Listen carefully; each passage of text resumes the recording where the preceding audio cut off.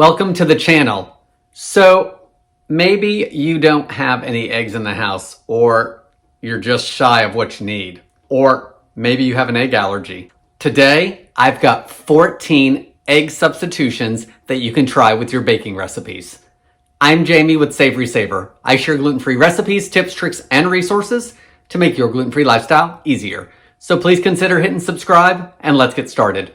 Substitute number 1, applesauce. You want unsweetened applesauce, and if you're using the sweetened, you might want to tweak the sugar back a little bit in the recipe. Applesauce can be a good egg substitution if you need binding or extra moisture in that recipe.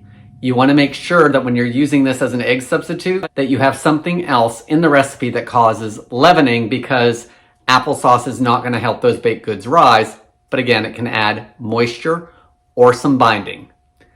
You want to use 1/4 cup of applesauce in your recipe per egg. Number 2, mashed ripe banana. Again, banana is going to add moisture and binding, but it's not going to help leaven that baked good. If you're using mashed banana, you want to use about 1/4 cup per egg. Number 3, canned pumpkin. We always have this in the house because we feed it to Oliver sometimes for extra fiber for his diet. So this can be used again for extra moisture and binding in that baked good. Make sure if you're using this that you have another leavener in that recipe, because this isn't going to help your baked goods rise. As with the banana and the applesauce, you want to use 1/4 cup for the egg. Number 4, the liquid from a can of chickpeas, also known as Aquafaba. This can be used as a binder in those baked goods. The other thing it will do, and I've not tried this, so if you have, definitely leave it in the comments below, but you can whip this up into a vegan meringue. If you're using Aquafaba in a recipe, you want to use 3 tablespoons of the Aquafaba to substitute that egg. Number 5, if you need some leavening in maybe a muffin recipe or a cupcake recipe, try baking soda and vinegar. This isn't only good for making those volcanoes at home, you can also use it to leaven those muffins.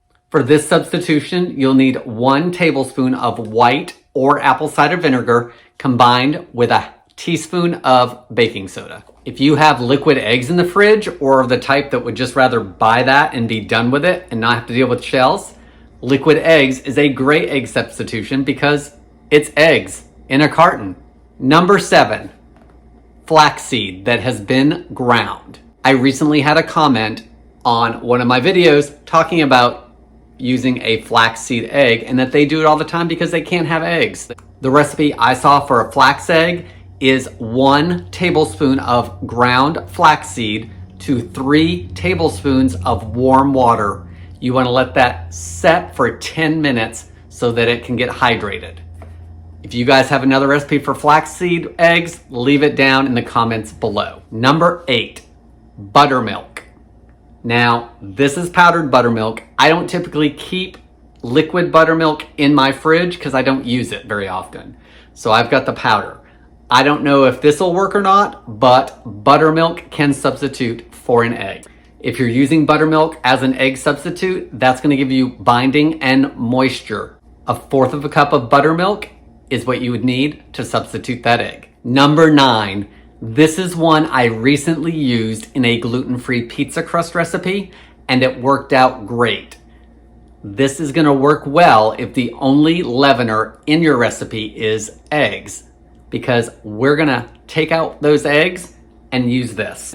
You're going to need 1.5 tablespoons of a neutral oil, such as vegetable oil, 1.5 tablespoons of water, and 1 teaspoon of baking powder. The recipe I used this in called for 2 eggs, and reviews were saying that the recipe came out eggy.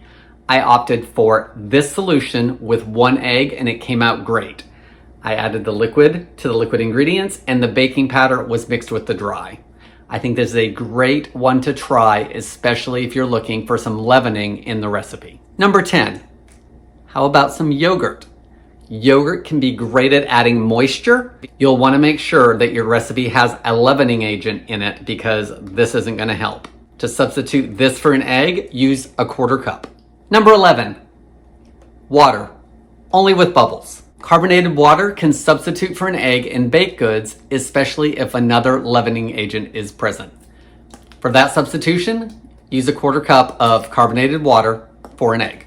Number 12, chia seeds. Yes, chia seeds. The same thing that you put on those Christmas presents and they grow when you add water. These are going to work best in quick breads and brownies, and your product is going to come out a little denser. If you're using this as a substitute, you're going to want 1 tablespoon of chia seeds to 1/3 of a cup of water, and you're going to want to let set for 15 minutes to use as that substitute. Number 13, if you use protein powder at home, maybe you have some soy protein powder. This is going to help with moisture and binding as opposed to leavening, but you can use a tablespoon of that soy protein powder along with 3 tablespoons of water to make a substitute egg.